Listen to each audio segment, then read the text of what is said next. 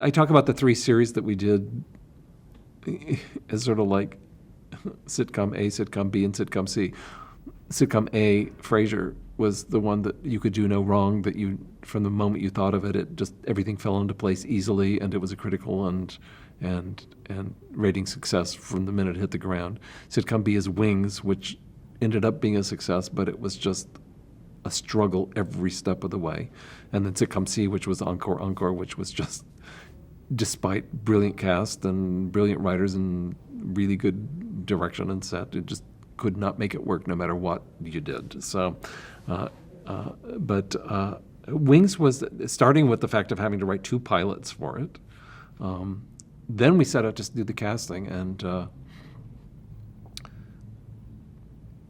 in casting in Hollywood, the hardest category to find is 28 to 32-year-old, really handsome, sexy, leading men who are good actors and have a sense of humor and can deliver a joke. If you are that, you are usually working because it's really hard to find them. And we had to find 2. And it took us a long time to find Tim Daly and Steven Weber. It was we were starting to despair, actually. And then it was time to do Helen, who had originally been written as Helen Trionkos, a sultry Greek beauty whose father owned the lunch counter and died and left it to her. And we decided that we wanted this actress that we found named Peri Gilpin for that role. And we took her into Brandon, and he went, she's really good, but I don't think she's ready to do the lead in a network sitcom yet. And so we were disappointed, but he said, how about, there's this actress named Crystal Bernard. So we went, well, Crystal Bernard has a southern accent. How does that fit in with sultry Greek beauty? And he basically said, well, you'll figure that out. So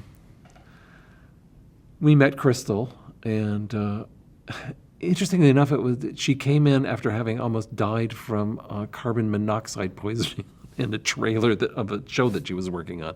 But she pulled it together and got in to meet us, and we went, now that's a trooper, to get up the next morning after having been in the hospital and nearly moving on, to come in for an audition. So we liked that, and we liked her, and we looked at footage on her and went, well, yeah, she's great. We figured out a way very facilely and totally unconvincingly to describe why she would have a southern accent having grown up on Nantucket, but which no one ever believed. But finally we just went, what are you going to do? And so we said, yeah, that's who we want. And then we found out that she had commitments to other shows that were going to make the delay of our pilot. We had to put it off for 3 months or something like that, waiting for her. We ran and said, wait, it'll be worth it. And it was. First table read was great. We were on our way. And it was just enough of a rating success that we could keep going. But it never really went through the roof. And I was glad that we kept going, but it never caught the zeitgeist, as it were.